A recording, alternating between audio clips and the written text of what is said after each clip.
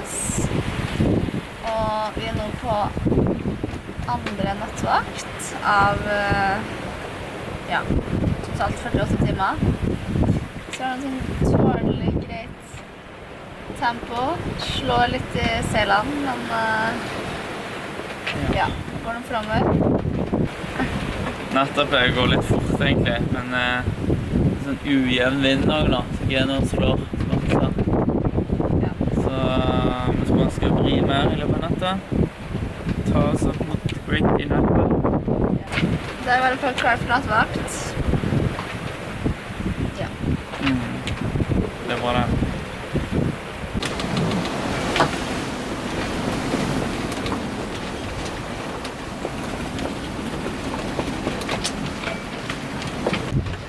Det klokka 1:15. Jarle holder akkurat på å endevende båten her.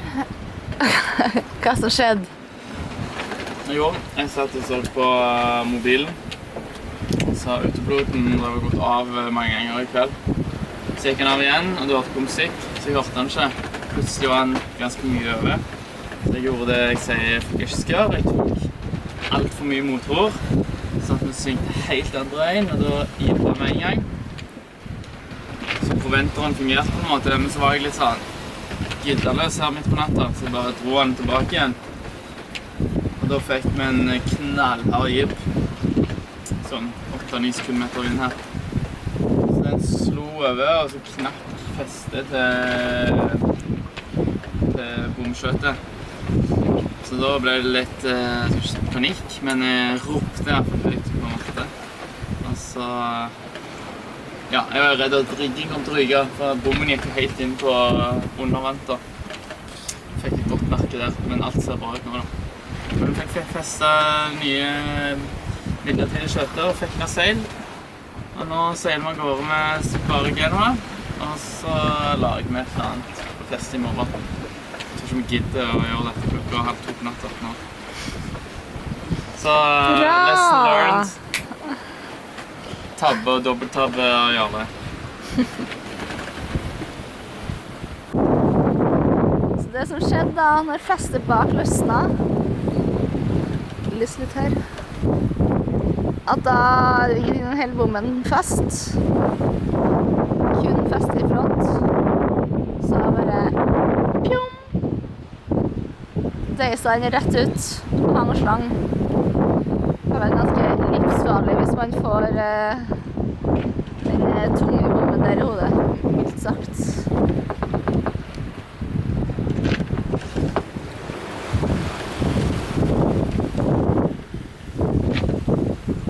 What a mess. Ok, da vi I Bahamas. 20 minutter inne I marina. Det har vært litt røff tur over. Martha har blitt syk, stakkar. Jeg tok en koronatest I går, men det ikke så godt å si. Den var negativ. Men her har vi I hvert fall Bahamas.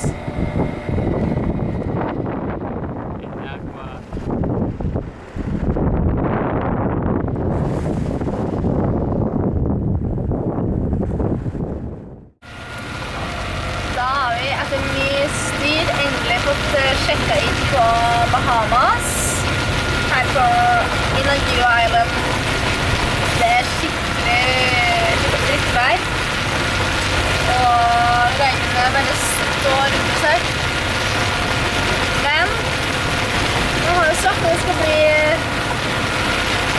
sol og varme og strender her på Bahamas. Da satser vi på at det blir etter hvert.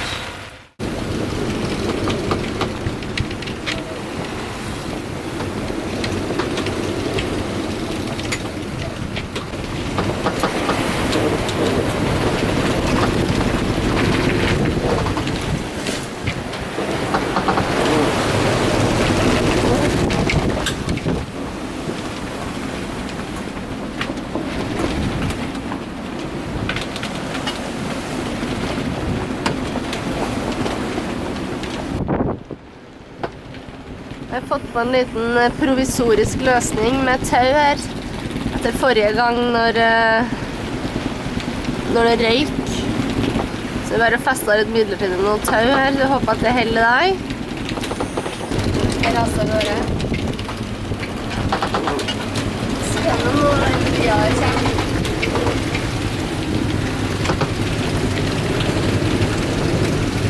Nervøs.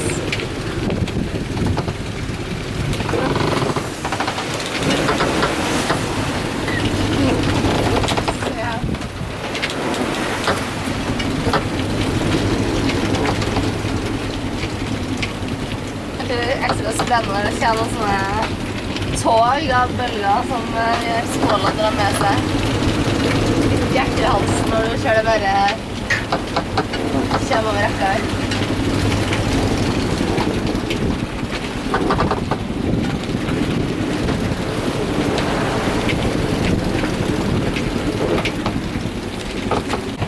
I dag er det ganske mye vind, og det gjør at vi seiler med ganske lite seil oppe.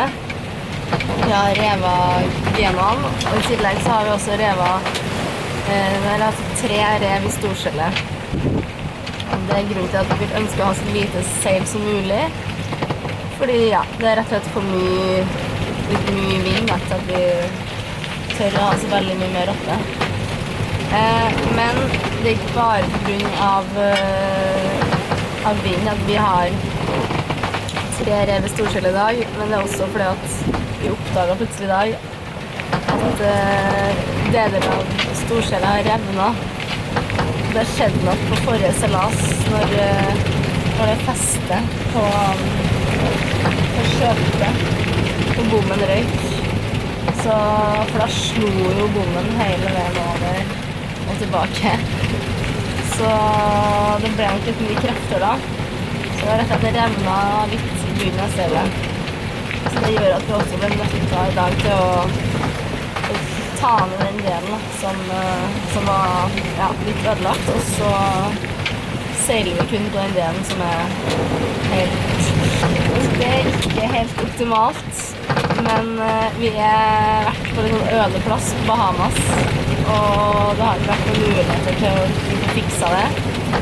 Så nå er vi bare nødt til å komme oss til litt mer sivilisert plass, så vi har gjort litt på prosjektene. Og så satser vi på at det ordner seg.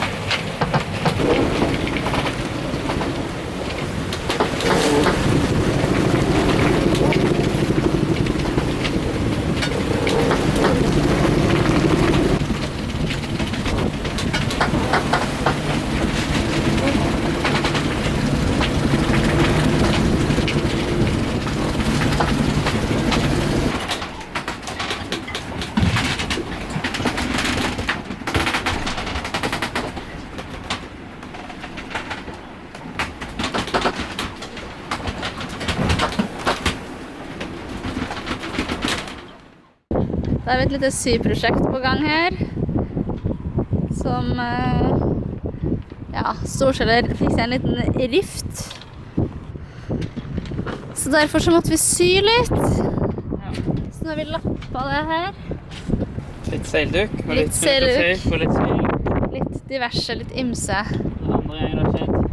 Ja, så nå har helt klart. Så nå har seilet revnet 2 ganger på storskjell, og 2 ganger på genaen. Så det er litt slitasje utover her også.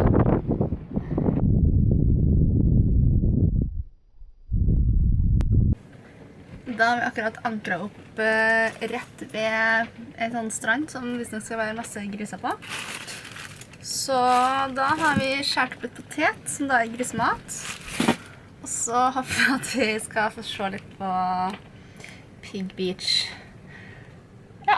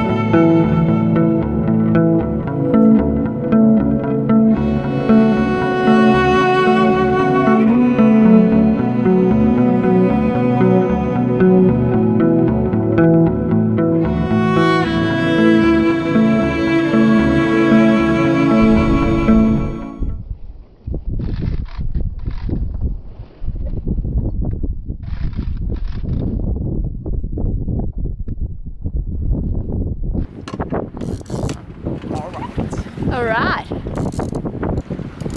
Vi har det kjempe etter harde livet. Kjempe, ja. Ja, det er ikke måte på. Hæ? Filmer, ja? Fy faen, er den. Sjekke det grønne dyret, da. Hæ? Ta saken i siden.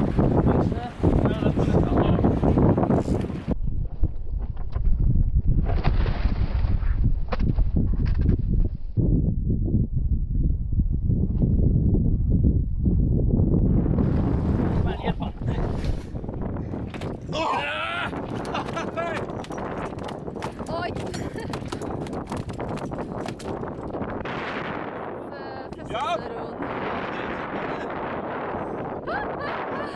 Jævlig bra. Fred. En kamp. Ja, bra.